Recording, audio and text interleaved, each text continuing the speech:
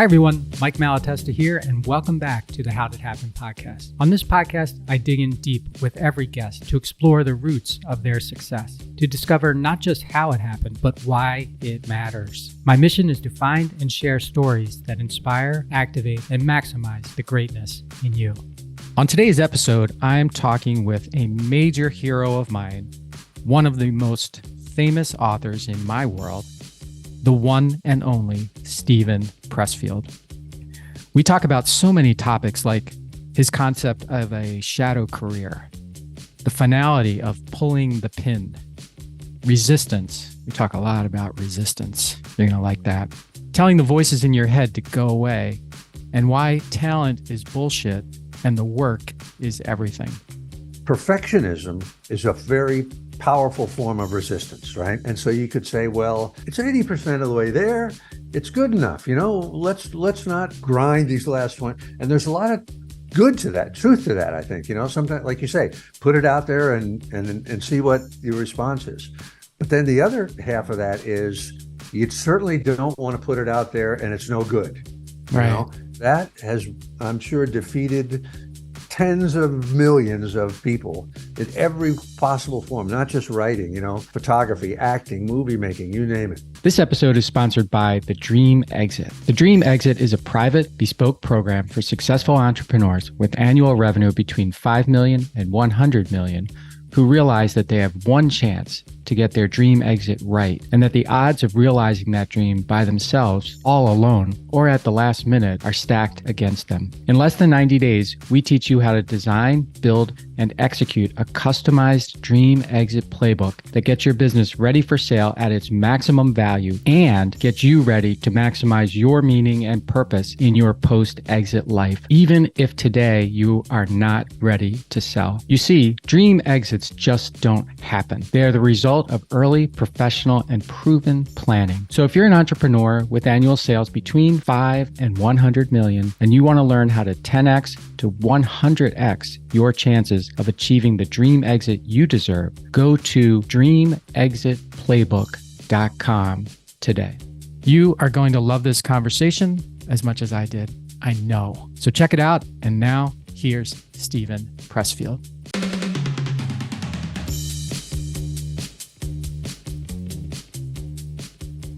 Hello, Steve. Welcome to the How Did Happen podcast. Mike, thanks for having me. It's a pleasure to be here. Well, I'm very excited about this. And I do want to give a shout out to my friend, both our mutual friend, Nick Hutchinson, who introduced Steve and I. I'm very, very grateful to Nick for that. And if you want to learn more about Nick's story, episode 426, the episode is called 29 Years Young.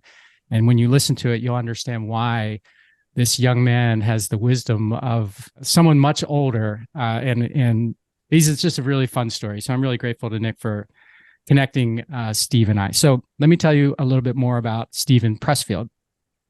Steven is the author of the best-selling novels Gates of Fire and Tides of War, as well as The Legend of Bagger Vance, which was, you probably have heard of that because it's made into a movie that stars Will Smith, Matt Damon, and one of my favorites, Charlize Theron. I like everything she's in. Steven is also the author of the classics on creativity, The War of Art, Turning Pro, and Do the Work, and also Put Your Ass Where Your Heart Wants to Be, which is one of my favorites of yours as well, Steve. Thank you.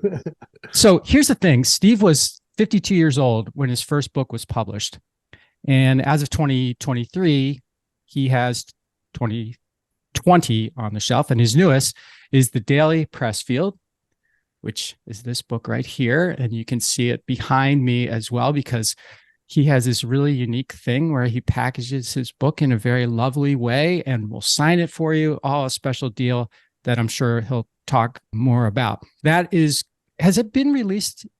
It says coming out Christmas 2023, but I think it's available now. Yeah, it's available right now on Amazon or on my website, in signed editions and stuff like that. Yeah. And take it from me, you want to get the signed edition because it comes with a lot of cool other stuff like illustrations, like his illustrator.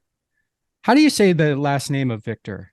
Victor Juhas. Juhas. This guy. Juhaszz. Yeah, he is phenomenal. How did you meet with him? How did you hook up with him? Actually, through partly through Ryan Holiday. I'm sure you know him, Okay. Yeah, and sure. also my business partner Sean Coyne, who both did books with Vic before. And actually, it was Sean who brought Vic in on the Daily Pressfield. Okay. So I was interested. That was how I was introduced to him.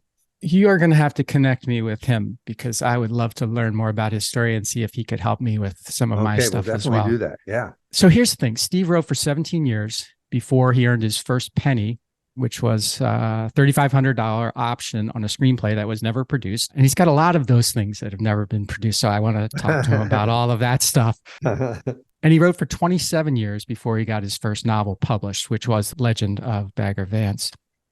During that time, Steve worked 21 different jobs in 11 states. He taught school, drove tractor trailer, worked in advertising, worked as a screenwriter, worked on offshore oil rigs, picked fruit as a migrant worker, and on and on and on. And almost all of that experiences he writes about in his book, Government Cheese, which another fantastic book. I love that book so much. For one season, he lived in a house with no power, no water, no doors, no windows. Rent was $15 a month.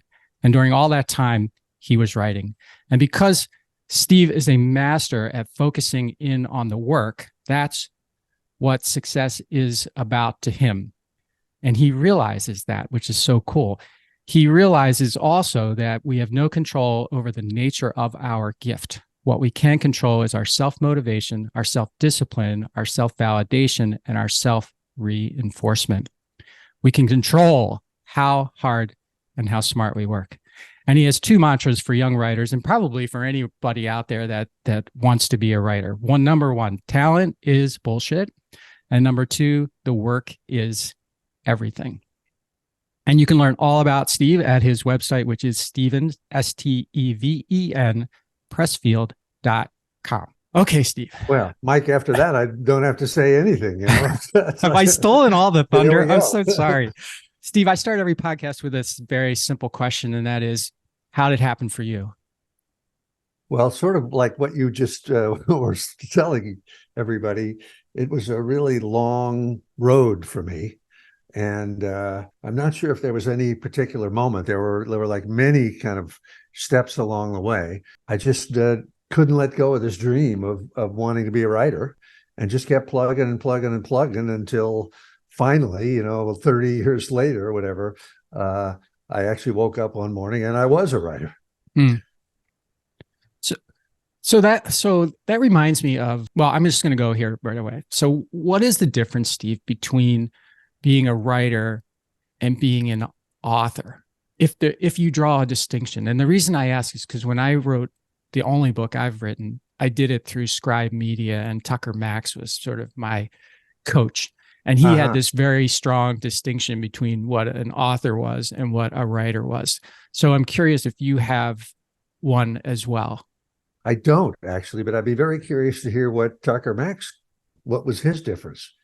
So his difference was he wanted all of us to call ourselves authors and not writers, because we were engaged in the process of writing a book, which he felt was a totally different profession, at least for us, like our first timers, than being a writer. He thought that if you thought too much about being a writer, you would never be an author, basically, is what I took away from it.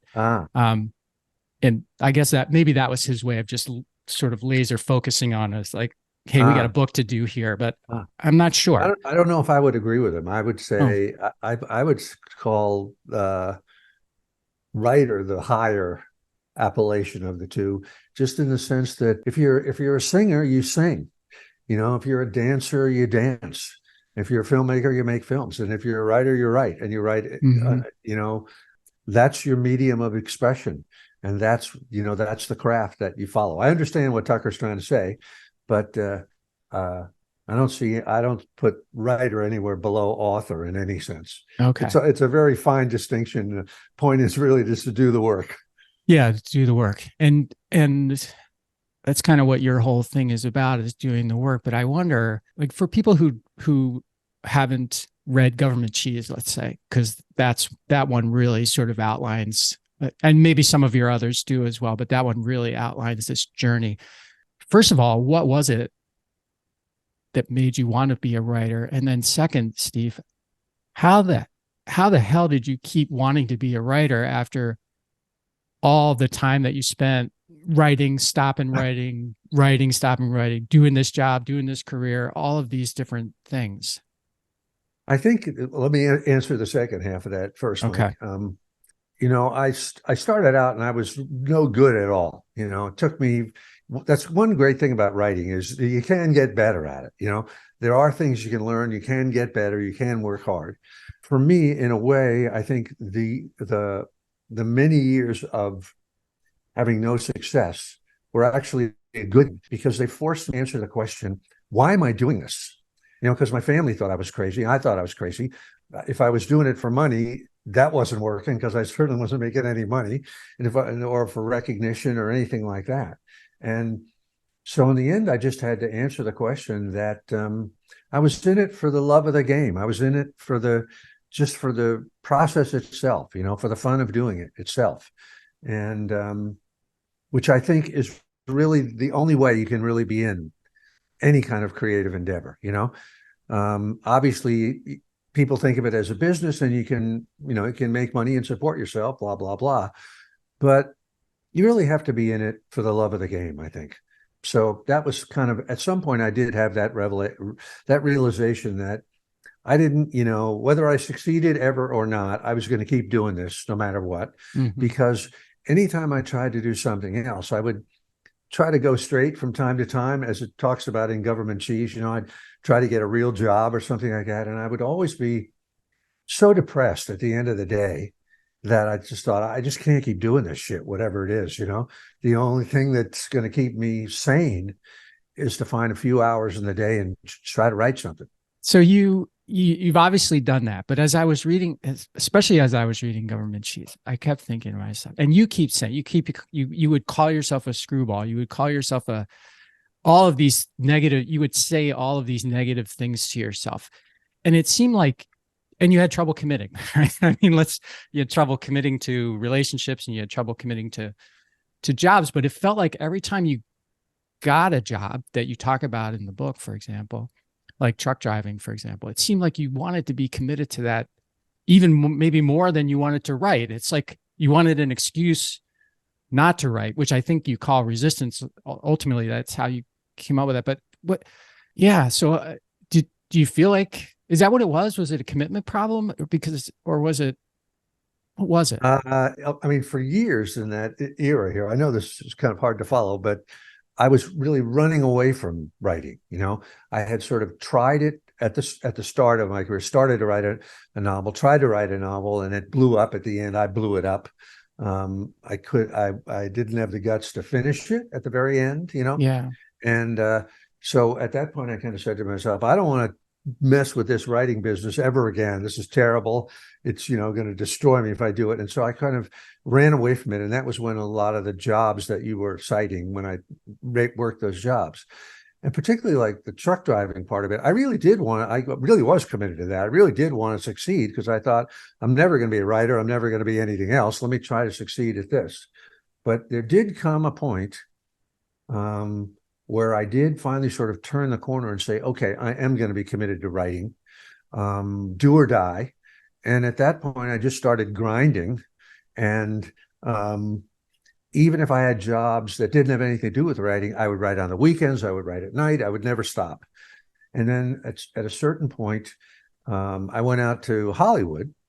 And after like 5 or 6 years, I did begin to have a career as a screenwriter. So I finally was actually working in the, getting money for being a writer. And at that point, I really started to learn. When you're working, I worked with a partner who was an older, more established writer who was kind of a mentor to me.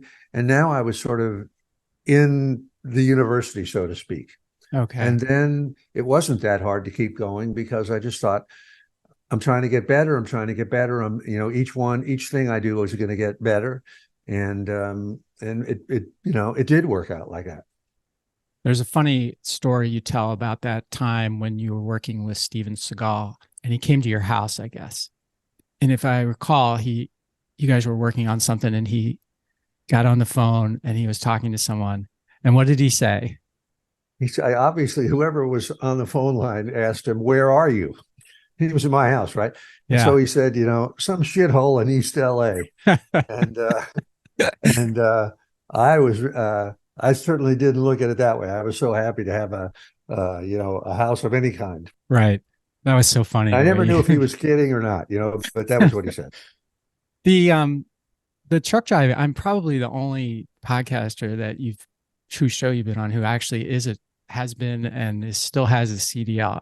I started truck Ah, driving when I was a young man, and then I had a great. number of trucking companies. And so I just want to give you a credit here for, like, if I know a lot of people don't really maybe care that much about truck driving, but if you want to know about truck driving, the way that you write about it, from the no clutch to dropping the trailer on its nose to what it's like being loaded, what it's like being unloaded, going through the mountains, all of that stuff was just really, really captivating for me. Like, it was super, like, you felt like you were in the truck driving it through your words. It was really well done. And Thanks, Mike. And I really appreciate that coming from somebody who knows what it's all about. yeah, it was really cool. And the fact that you could remember what your first paycheck was, uh, that blew me away. So anyway, let's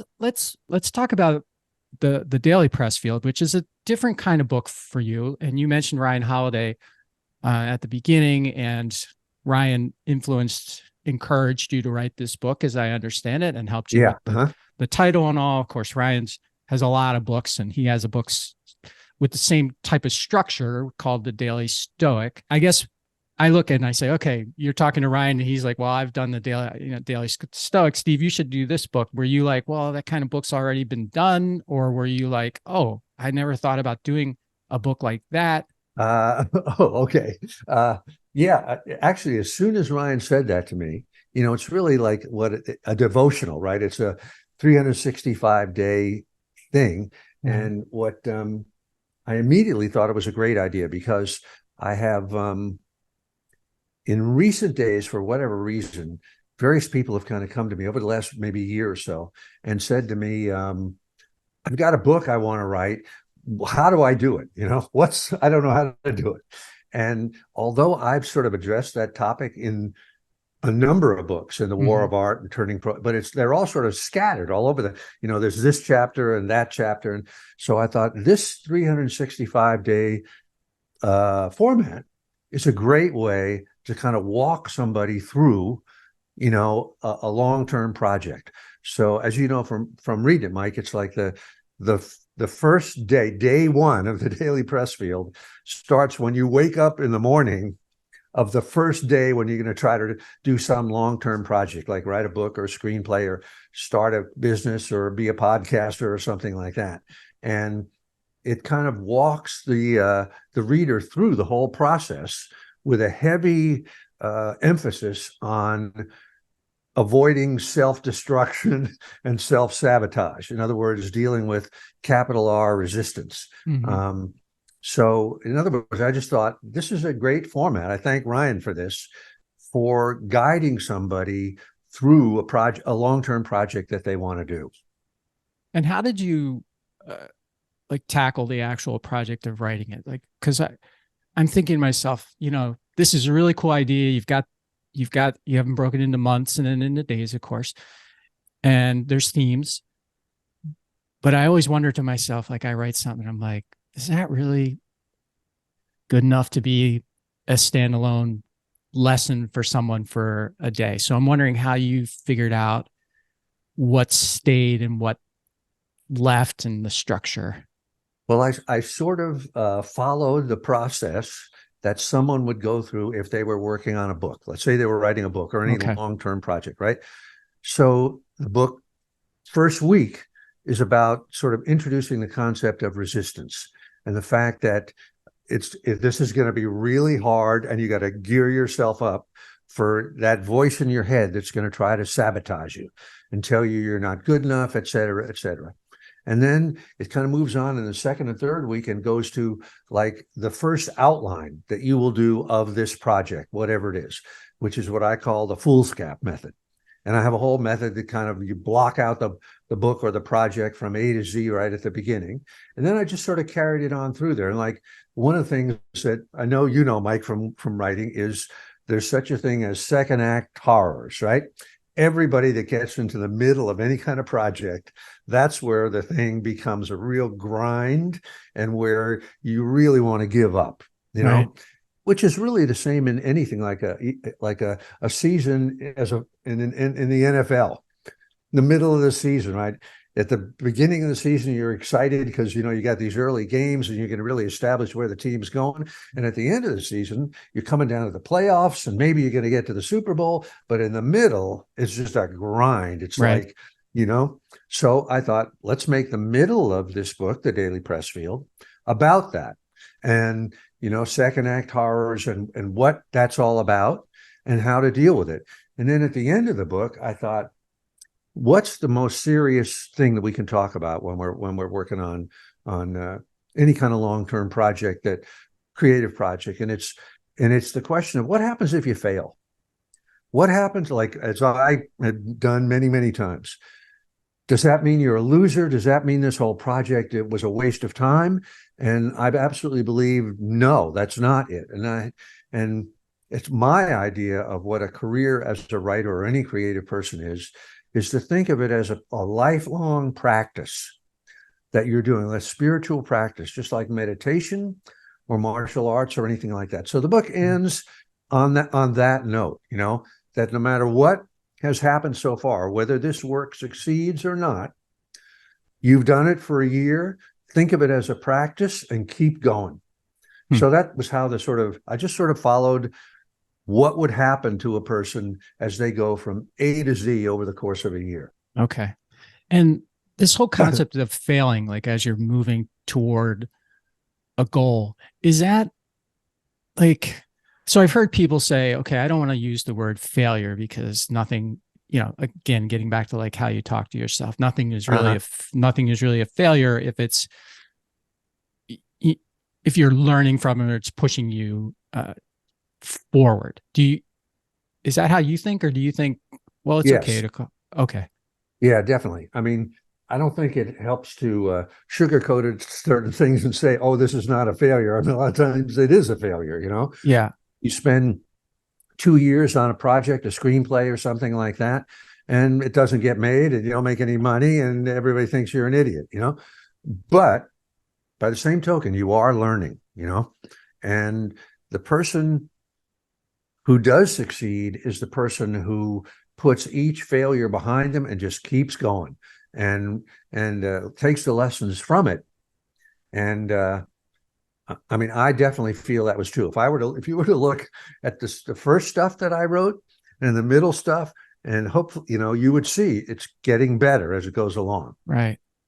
And was there a particular time or a specific time, Steve, where you kind of grabbed hold of that in a positive way? Because it seemed like for at least a portion of your life, as you were, experimenting with all of these different things, it seems like you might have given into failure, and then I'm not successful at this, so I'm switching and I'm going to try this, as opposed to, like this is all deliberate practice to what I ultimately want to become. Well, that's a great question, Mike. There was a time, and it was like when I first started out, my dream was to write novels. For whatever reason, I thought, I want to be Ernest Hemingway. That's the coolest thing to do. And I did that for, I don't know, maybe 12 or 15 years or something. I never got anything published, never even came close. And I had a sort of an all is lost moment where I decided, okay, I'm going to give up on this. I'm getting nowhere. I can't take another 3-4 years working on something. So I said, let me try movies. And I moved from New York to LA. It was sort of a desperation thing. And like I said, after a little bit of stumbling and bumbling, I did start to have a career as a screenwriter. And it was because of teaming up with an older writer where I was like the junior member of the team. And at that point, I did really feel like, now I finally got some traction.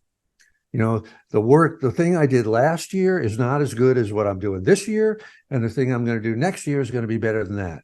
And I really felt like I was in a great apprenticeship where I was learning. So I really did feel like at that point I do have traction. I am getting better. I'm not just stumbling around, bumping into walls. Okay. And another theme of your life, at least for a portion of it, is moving, being on the move. In Government Cheese, you talk about, you've got this 65 Chevy van, and you have ultimately end up putting hundreds and hundreds of thousands of miles on it, just sort of crisscrossing the country and going all over the place. And I'm wondering, like, did you get better when you stopped moving, or do you still move? That's just a really interesting theme. That's another great question, Mike. Definitely for me, all of that motion was about running away from writing. It was a false shadow activity, because the thing about it, as a truck driver, you feel like you're making progress because you're moving down the road, right? You started in Tuscaloosa this morning and you're in Mobile tonight, but in fact, for me, it was completely false, and it wasn't my calling. What I really wanted to do was be going forward as a writer, and this was a shadow career for me. Which I'm a big believer that when we're in shadow careers, to look for the metaphor of what that shadow career is about, and that'll kind of point us to what our real career is. So for me, driving was about going someplace, except I was just going in circles. Except you did meet some people while you were driving and while you were picking fruit and while you were doing all these other things, who had a big impact on you. They gave you confidence. They gave you, they did both things. They gave you gifts, and then they also sort of showed you why you didn't want to maybe be doing that. Right? Yeah. It's very cool. Yeah, we do encounter mentors in the strangest places, and for me, a lot of my mentors were not writing mentors. They were people in other fields. Yeah. Let's talk about some of those. You mentioned the one who helped you write. Was that Ernie, or was that? Yeah. Okay. Of course, that was in the movie business. Okay. All right. And then it was Stanley in the screenwriting business. Stanley in the screenwriting. But I'll tell you, here's another one that was a real mentor to me. Was when I was picking fruit as a migrant laborer. It was apples. I was picking apples in Washington State, and the way that thing works is the season lasts about 8 weeks, and the people that run the orchard, they want you to stay for the whole 8 weeks. They don't want you to quit halfway through, right? And there may be 200 guys working on the orchard, right? Living in bunkhouses. And so the way they do that, you get paid by the bin. You pick a bin. And at that time, it was like you got $4 for a bin.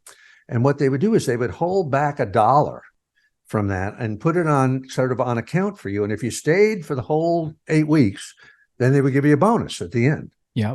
And it was very, very hard for people to stay.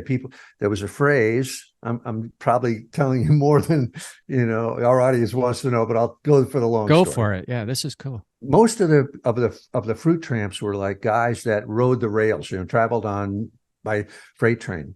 And there's a phrase among these guys called pulling the pin. And pulling the pin means to quit. And it comes from when two cars on a railroad train, a freight train, are uncoupled from one another. The trainman pulls a pin out from the coupling thing, and then the cars go. So a lot of guys in the bunkhouse would pull the pin. They couldn't take it anymore. It was too cold. The work was too, blah, blah, blah. And as I was working there, I was also in my real life finally trying to finish the first book I'd ever finished, because I'd always quit at the end, So that was pulling the pin.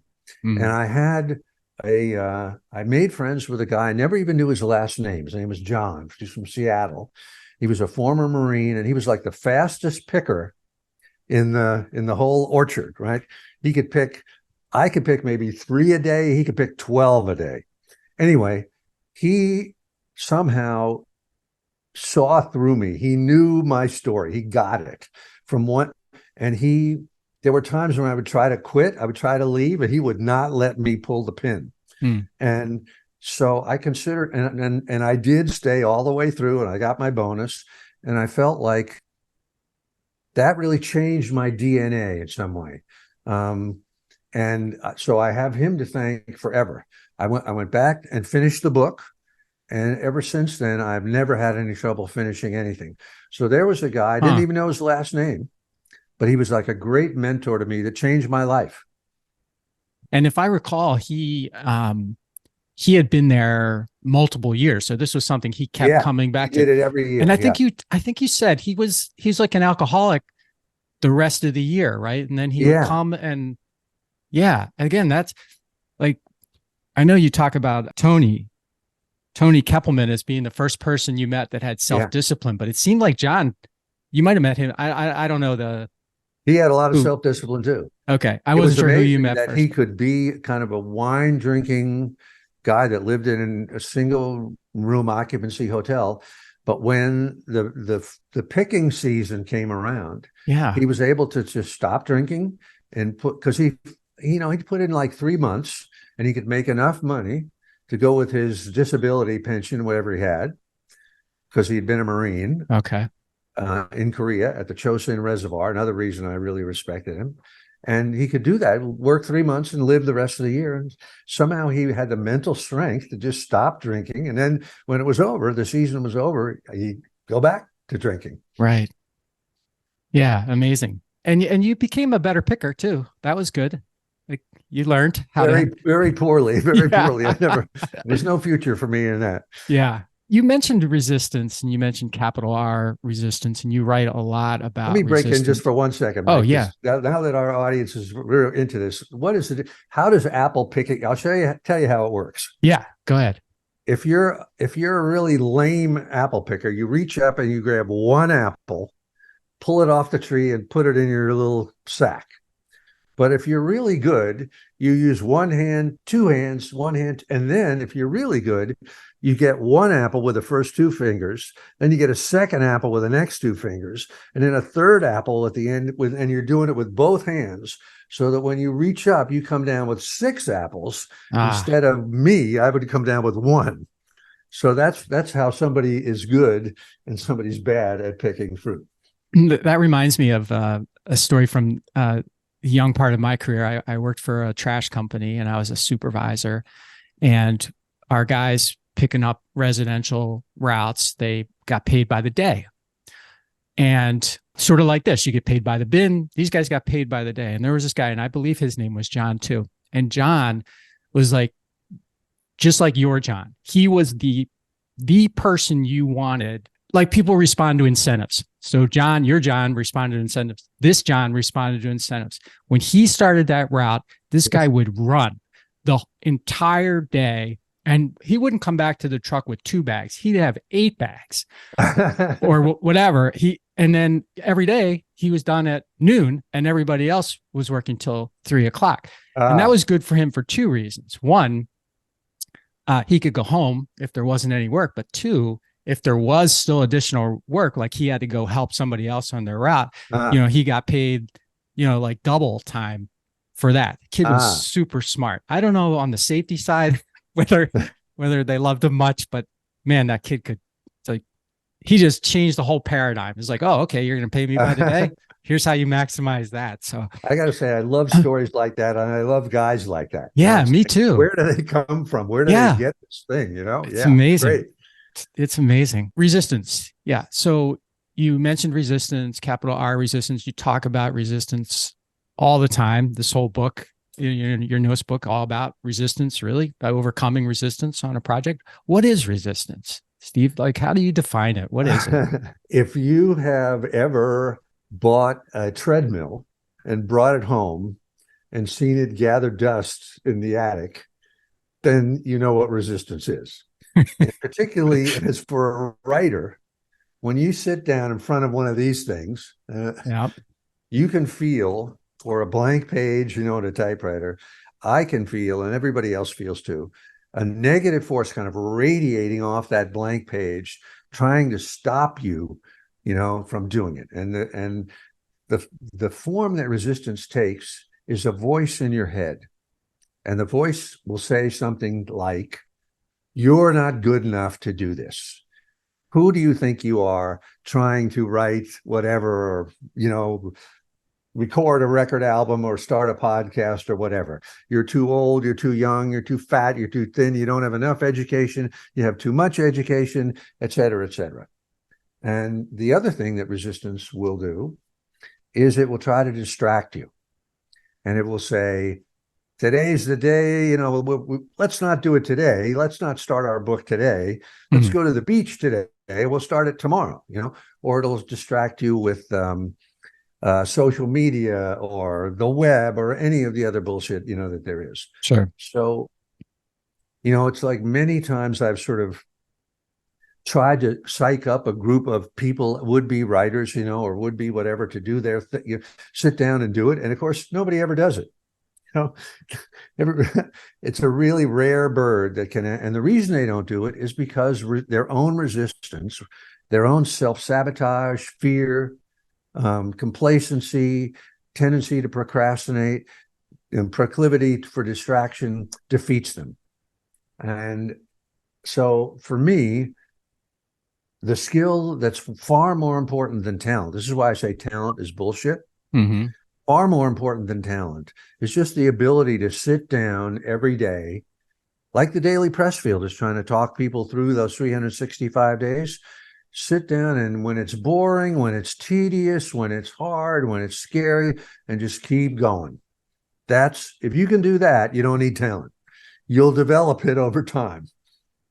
And is resistance different than procrastination, or is it procrastination plus one part of it? Just one part of it. One part of it. It's the most common part, but it's just one part. Okay. Like you say, resistance is always lying and always full of shit. Like you have all these in the War of Art. You have all of these different really, really cool things about resistance. And when I read it, I kept thinking to myself, okay, because I wasn't calling it resistance at the time, Steve. I was calling it like procrastination, or I was calling it, I got something better to do, or I was calling it all of these things that I love the way that resistance just sort of lumps. It's the word onto which you can lump all of those things. And that's what it is. Yeah. In fact, you mentioned too that Hitler wanted to be an artist, and it was easier for him to start World War II than it was for him to face a blank canvas. That was remarkable. That may be a bit of an overstatement, but there's a lot of truth to it. I think you hit it right on the head. I mean, I think even now in my life, like I'm trying to do these different things, and I'm a good out of the gator. I make really good progress, and I'm like, this is, 80% of the way there. And some people, I think smart people, say, well, 80% is pretty far. Why don't I just go for it? If I'm 80% there, let's just put it out there, and then I'll learn whatever the rest of the 20% I need to learn. But I tend to be like, wow, that 20% is really bothering me. Like I should get that done. And then because that's very hard to get that 20% done, I lose steam, like, which I guess is resistance. Cause that's the part where I'm afraid, I guess at that point, like I'm afraid that it won't be good enough. Yeah. I mean, I can relate to that completely, Mike. So there's actually two forms of resistance going on in that kind of thing, because I've done it a million times myself. Yeah. One is perfectionism is a very powerful form of resistance, right? And so you could say, well, it's 80% of the way there. It's good enough. Let's not grind these last one. And there's a lot of good to that, truth to that, I think. Sometimes, like you say, put it out there and see what your response is. But then the other half of that is you certainly don't want to put it out there and it's no good. Right. So maybe it's a great idea to grind that last 20% out, but that's just one form that has, I'm sure, defeated tens of millions of people in every possible form, not just writing, photography, acting, movie making, you name it.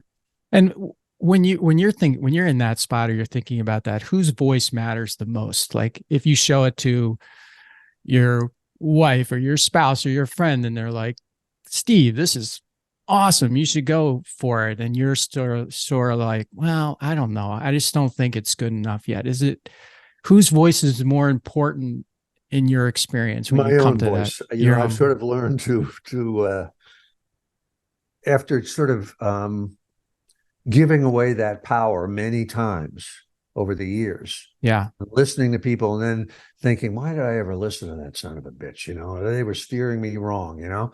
I figure in the end, it's all up to us anyway, right? You or me, whoever. It's our baby, and we've got to be the one that makes the decision. So Yeah. I always try to, but my voice in that case is a pretty hardcore voice, and I will definitely not let myself off the hook. And that's developed over time, right? I mean, yeah, developed over time, coming from letting myself off the hook so many times and feeling how bad that feels, Right. How do you think about, let's take the opposite side of resistance, if we could, like the number of books, say, that are published daily, weekly, monthly, annually now, compared to, say, when you had to find a publisher and you had to find an agent, you had to find all of those things. Has that, so in one sense, the resistance of other people has sort of gone away or been greatly diminished, because you can take control yourself and you can publish on Amazon or your own blog or whatever, your website. Has that helped people become less resistant and better writers to you, Steve, or has it hurt? It's another great question. I think it's not that hard to finish and self-publish one book. Mm-hmm. But what's the second and the third and the fourth? That's when kind of the rubber meets the road. I certainly commend everybody that takes on that challenge, or any kind of parallel challenge, starting a company, starting a podcast, whatever, and does it. Every success is great in terms of building your confidence and self-belief. So I commend everybody that's done it. But it's easier to do the first one than it is the second and the third one. And that's when, when it's sort of the true colors really come out. And do you think that's because most people have their own story that they know how to tell, and so telling that story is kind of easy, and then if you go for the second one, it's like, oh, I need to either get more nuanced about that story, or I need to really dig deep into me for another story, or what do you think happens? I guess it all depends on, when you were talking about all the people who publish books, a lot of them I think are each, like Amazon, self-publishing type of thing, are not like stories. I think a lot of them are kind of self-helpy books, or sure, books of personal development, which are like the easiest kind of thing to write, I think. And they sort of do one, and then they don't know what else to do after that. Yeah. It really is a question of, are you a writer, or do you want to write a book? This is a question that people might ask themselves, And if you're a writer, you want to keep going. You have really no choice except to keep going. But there are a lot of people that want to, like somebody that is, let's say, teaches a course in something. It might be computer coding or something like that, and they want to write a book because it'll give them certain credibility when they advertise their next online course or whatever. Right. That's one thing. That's somebody that wants to write a book. Great, but that's not a writer. That's not somebody that wants to go from 1 to 2 to 3 to 12. So maybe that, I think it's great that everyone that does it, my hat's off to them. Okay. Yeah, that's how I feel too. But I think what you said there maybe gets back to what Tucker Max's point was. Maybe I messed up his point. It was kind of like, hey, you're here because you want to be an author. So we're going to get you a book, and you're going to be able to put it on your website, and you're going to be able to say, hey, when you're speaking bio, like, I'm a published author. And maybe that's what the point he was making, as opposed to like, hey, if you want to be a writer, that's a whole different ballgame. There is a certain addictive quality to writing, in a sense. You write one and you think, well, shit, maybe I'll write another. How much do you write, Steve, that never sees the light of day these days? I know a lot. A lot. Okay. remodeled this room. You can't really see, but right over there used to be a closet, and it was just full of screenplays that I'd written, and like practically none of them got made. It just so yeah, a lot. And do you think we talked about like whose opinion matters most, but like for people who are listening and they're like, okay, so I've been writing, I write regularly. The problem I have is connecting all of my writing, because maybe there's not like, I don't have an organized theme. Like I'm going to start here and this is the book I'm going to write. Instead, it's like, I'm writing about this today because it's on my mind and this is what gets me up. But because I think a lot of people might be in the same boat that I find myself in. Sometimes I'm writing about stuff that interests me. And, I think there's something there and it's pretty good. But it's only like a chapter, let's say, and it's not a book. And then I write about something else that interests me. And all of a sudden you've got all these different files of stuff that's interesting, but it's like, you don't know how to put it all together, I guess. How do you do that? I would say that sort of scattered thing is a form of resistance. Resistance is faking you out, or faking somebody out to so that you can kind of tell yourself, well, I wrote all year long. I wrote like a grand total of 730 pages, Right.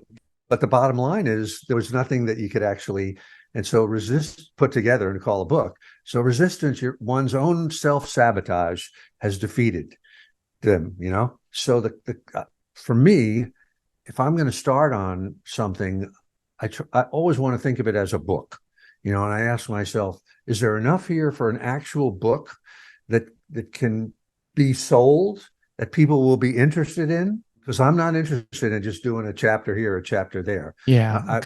So if the idea is big enough to support a book and I like it and I think it's, going somewhere, then I'll go, okay, now I'm going to focus on this thing.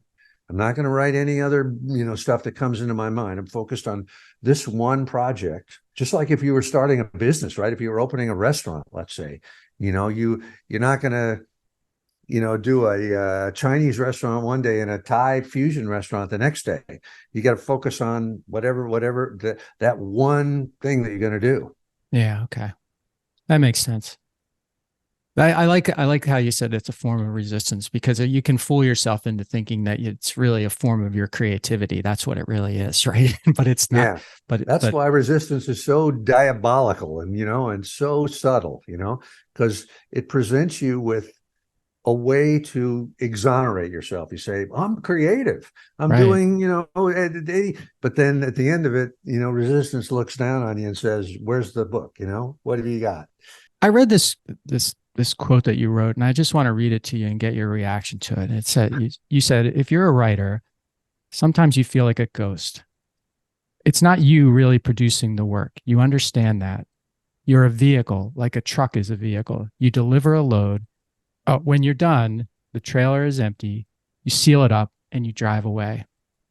And I read that and I've been thinking about it ever since I read it, because there's a lot there. It's like, when you're a writer, you're a ghost. You produce something, and when it's done, I guess it's like, hey, you move on. It's like to the next thing. I don't know if I'm interpreting that right. So I just wanted to. Yeah, you are. Okay. Okay. I mean, I think every artist or creative person, musician, dancer, whatever, knows that like Bob Dylan supposedly said one time that he can't remember writing the songs that he wrote. Right. And so for him, it's really sort of clear, and I agree completely, that the songs are coming from somewhere else, and we certainly have read stories of like Tom Waits, or somebody who's driving along the freeway and all of a sudden a song comes to him, and he, like in a panic, he like pulls off the freeway, parks, and writes it down, or dictates it into his phone, and so how do you explain that?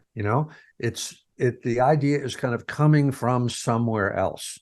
And I think that, like, the idea of if we're driving a truck, we're delivering a load. The load is the song, the load is the book, whatever it is. Yeah. But we didn't invent that load. We're just driving the truck, right? And when we deliver it, to the reader or the concert goer or whatever. We hope it's something that'll make them happy, or that'll give them something, right? But that's the best we can do, is hope for that, and then we deliver it to them, and then the trailer is empty, and it's time to move on to the next load, and that's kind of what we do. And I think it's a dangerous kind of trap to get your ego involved in something like that and think, oh, I wrote this thing, this is coming from me, because it really isn't. It's coming from some other mysterious place. That's how I feel about it anyway. Okay. And when you say that, it kind of reminds me of some of the stories you hear about writers who have, this tremendous out of the gate hit, and then they can't accomplish something else. It's like they're always working on something, but they can't accomplish something else. And maybe that's it right there. They haven't sealed the doors or the tailgate or whatever and moved on. Like, put that away. Yeah. Or maybe, there was a great TED talk by Elizabeth Gilbert, who she is, of Eat, Pray, Love, and Yes. Magic, Mm-hmm. Yeah. And she talks about after the huge success of Eat, Pray, Love, she kind of had this sort of sophomore panic of how am I ever going to top this, And her friends would say this to her, aren't you scared that you're never going to be able to top this? Everything is going to be downhill and she sort of, I guess, had a real crisis over this. And she kind of finally came out of it, and she just sort of said to herself, I'm a writer. I'm going to keep writing, and God bless me for I'm going to keep grinding it out, and maybe there'll be another big hit, and maybe there won't. But I'm here to serve the goddess, and to keep doing it. And I think that's absolutely the smart way of looking at it, and the true way of looking at it. God bless her for just saying that. Yeah. And there's also nothing wrong with never having as big of a hit as you had before, because life ain't like that, life is like, well, you'll never have that if you don't keep moving. Yeah. But if you never get there again, it's not like you said, it's not like you failed. You've continued to work. And so we're talking on a Wednesday, and you have an email that you send out every Wednesday called Writing Wednesday. Today's having a practice. And I love getting these and reading these every week. I'm wondering why you do it. And then we'll just focus on today's, which is practice, which seems like the antidote for resistance is practice. But I don't know. Yeah. Why do you do it? Well, it actually was, I had a publicist years ago named Callie Ottinger, and it was her idea. She said, you need to get a presence on the web. This was, I don't know, a long time ago. And so the concept was that each Wednesday I would do like the equivalent of another chapter from the War of Art. Okay. And it would be about writing or about resistance or whatever it was. So, and, I've been doing that forever, because as any kind of an individual writer, artist, entrepreneur these days, obviously you have to have a presence on social media or on the web, so that when a book comes out, you can at least let people know. Otherwise, nobody's ever going to know. Sure. But coming back to what we just were talking about Elizabeth Gilbert, and that she said, she was going to be, that's the title of today's Wednesday's post on my website is Having a Practice. And it's exactly that subject. It's about thinking of your writing career or your any kind of artistic career as a lifelong practice that you're going to do until they carry out feet first, and just like a meditation practice or a yoga practice or whatever. And that's what Elizabeth Gilbert kind of said to herself. I'm going to keep writing as a practice, and if I never have another hit, so be it, and so it's also the last week of the Daily Pressfield is about having a practice. And again, it's sort of wrapping up the whole concept of, okay, we worked a year, we wrote a book. What if it never succeeds? Well, the answer, I think, is that we're in this for life. And this is our practice. This is what we do. And we're going to keep going.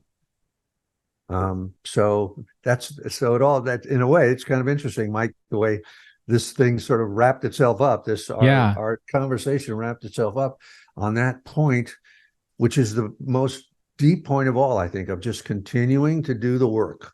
I wanted to kind of end here with, I think today is day 347. If I did my math right, I'm not sure, but I'm just going to read a day 347 out of the book and let you sort of give your thoughts about it. It says, I'm thinking of successful writers I know. 2 were cops, both homicide detectives. A third was a lawyer. 1 female writer was a stand-up comic. Another left a corner office at a big New York ad agency. Every reason Ernie Pintoff, who was your mentor, cited for laboring in the writing field applies to working in a real-world profession. Be a cook, be a cowboy, work in a bookstore, work in a steel mill. You learn, you acquire experience, you make money, you make friends, you're a professional. I have a bunch of writer friends, female and male, who served in combat. This is attributed to Black Irish Jab number 23, keep working. And then you say, how can you write about life if you haven't lived it? I guess the point of that chapter was that if you're a beginning writer or a beginning artist of any kind, and you're trying to get some traction, to move forward. My mentor, Ernie Pintoff, he was a movie director. Mm-hmm. He gave me this advice as a young screenwriter. He said, keep working. He said, take any job in this field, work for free, work on, on porn movies, work on the dumbest, because you're working in your field and you're getting better and you're meeting people, and it's all positive to keep working. Don't sit home doing nothing. And I'm trying to say in this chapter, day 347 or whatever, that all work is that, work in a bookstore, drive a truck, do, be a supervisor in a trash company. You meet people, you learn things, and you create habits, good habits that you can use when you really finally settle down to your writing or whatever creative enterprise you have. Uh-huh. So yeah, that was a great piece of advice that he gave me. Keep working. Keep working. Yeah. I love that too, because, when we're so kind of hung up on do what you're passionate about, find your passion and do it. And I always think, well, man, the way to find your passion is to say yes and start doing things, because it's not going to just come and deliver itself on your doorstep. Yeah. And you find passion in the strangest places, like you do. with 8 bags of garbage, right. Yeah. That's priceless, But learning how to drive a trash truck changed my whole life. It's not something I dreamed about when I was, I'm sure, in high school, but I can relate. Changed completely. my whole life. My whole life. So Steve, thank you so much for being on the podcast today. Thank you for writing The Daily Pressfield and all of your other books. Please, if you're listening and you want something special, go to Steve's website, buy the book that he'll sign and put all this other stuff and package up super nice. It's like the greatest gift you could give yourself and the greatest gift you could give someone else, in my opinion. It's very well done. Thank you for doing that. And because it's like so special. It's like so special. And you can find out more about him, as I mentioned, stevenpressfield.com. Before we go, is there anything I haven't asked or should have asked, Steve, that you want to mention or leave us with? Your floor is yours. Well, first, Mike, I want to thank you for having me, and thanks for the great questions. Thanks for the thoughtful questions. I know they're good because there are certain ones that really made me think, what do I really think about that? If I can say one thing, can I say one thing about the Daily Pressfield? Oh, yeah. Go for it. I just want to say, for anybody that's, if you do go to my website, there are like 2 ways you can buy this book. One is just a simple signed copy, and that has kind of a lowish price. And the other thing is what we call a special edition gift box, and that has a higher price. And that one comes with not just the book, but with a companion journal and a bunch of note cards and a bunch of goodies. And it is really a hell of a package, I got to say. It would make a great gift for anybody that, like, somebody that's wants to be a writer or is a little stuck or whatever. So just to say that. So there's 2 ways you can do it. Okay, thank you for that. And you also do get Vic's illustrations too, which is a few. Vic's illustrated. Vic Juhas, a great illustrator. You get his illustrations too. Yeah. So I don't know if there's anything that we left out there, Mike, other than how to drive a truck without the clutch. You know? Perfect. Yes. Okay. Well, everyone, thank you so much for joining us today. And remember, I really want you to maximize the greatness that's inside of you today. There's so much there. So strike down the resistance and keep moving forward. Thanks, Mike. And we'll do this again if you want to. Let's stay in touch. Oh, appreciate it. Thank you.